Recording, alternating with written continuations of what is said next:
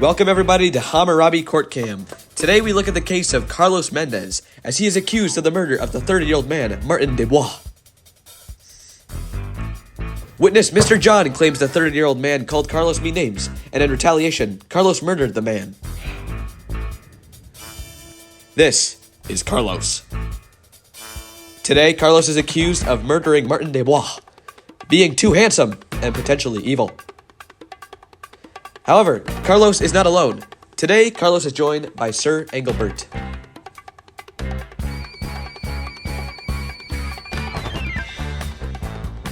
Sir Engelbert has been deemed the greatest lawyer in all of Babylon. The court case now begins. Everyone rise in honor of Judge Hammurabi.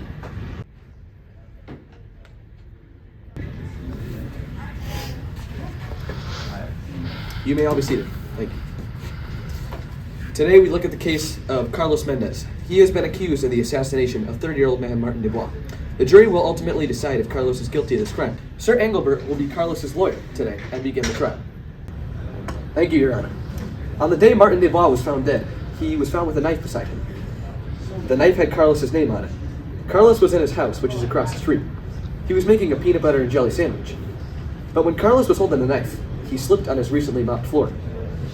This sent the hunting knife flying through the air, out the window, and happened to land next to Martin Desbois' dead body. Carlos saw Desbois' dead body on the ground when he went to retrieve the knife. As Carlos picked up the knife and was in the action of standing up, Mr. John, the witness, saw him leaning over Martin Desbois' dead body. So, Martin Desbois must have died before the knife landed near him. He probably had a heart attack.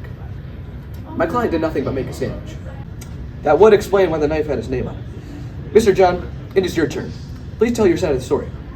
Thank you, Your Honor. I was in my backyard tending to my flowers. When I heard yelling from across the street, I recognized the voices of Mr. Carlos and Mr. Dubois.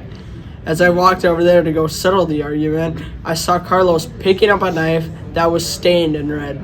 What other substance could the red liquid be besides Mr. Desbois' blood? Objection! It was blood-flavored jelly. You could have just said strawberry, but my client is innocent. Mr. John, did you see Carlos in the action of stabbing Mr. Desbois? Almost. His body was over Mr. Desbois. Almost isn't enough, Mr. John. I've heard enough. The jury will now take a break and decide whether Carlos is guilty. We've decided the jury find Carlos not guilty and Mr. John be put to death. That's not fair! You're coming with me. Well, Mr. John, according to the first law of justice in the Code of Hammurabi, if a man brings an accusation against another man, charging him with murder, but cannot prove it, the accuser shall be put to death. In this case, that is exactly what's going to happen to you. So, case closed, I guess. As we wrap up the trial, Carlos Mendez is deemed by the jury to be not guilty. And over here in the unfortunate corner, Mr. John will be put to death. Thank you to everyone who is watching, and a special thanks to Hammurabi for giving us his time and effort to be in this trial. Until next time, you were watching